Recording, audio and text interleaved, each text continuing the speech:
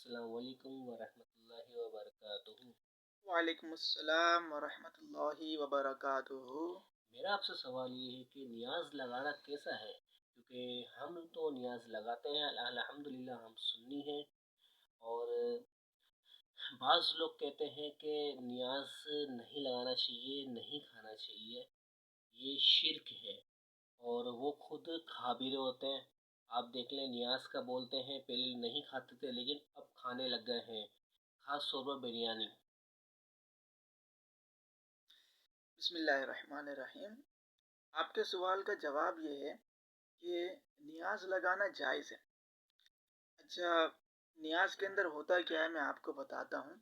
نیاز کے اندر ہوتا یہ ہے کہ کچھ کھانا بنایا جاتا ہے، لنگر بنایا جاتا ہے، اور اس کے اوپر قرآن پاک کی تلاوت کی جاتی ہے، اللہ پاک کا کلام پڑھا جاتا ہے۔ پھر اس کا جو ثواب ہوتا ہے وہ بزرگان دین کو پیش کر دیا جاتا ہے، اولیاء کرام کو پیش کر دیا جاتا ہے، غوث پاک کو اس کا ثواب پیش کر دیا جاتا ہے۔ تو اس میں کیا حرج ہے؟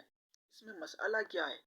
نیاز لگانا یہ ایصال ثواب ہی تو ہے، اور قرآن و حدیث سے بھی ایصال ثواب کرنا ثابت ہے، جیسا کہ حضرت سعد رضی اللہ تعالی عنہ کا واقعہ بھی ہے کہ انہوں نے جو ہے اپنی والدہ کے ایصال ثواب کے لیے کنواں کھدوایا تھا، اور اس کنویں کا نام یہ رکھا تھا کہ سعد کی ماں کے لیے۔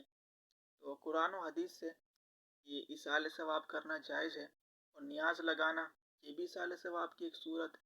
تو نیاز لگانا بالکل جائز ہے، اس کو کھانا بھی جائز ہے اور درست ہے، اور ہمیں ان کاموں سے منع نہیں کرنا چاہیے۔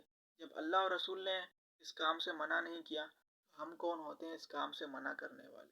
تو اللہ پاک ہمیں ان باتوں پر عمل کرنے کی توفیق عطا فرمائے۔ آمین۔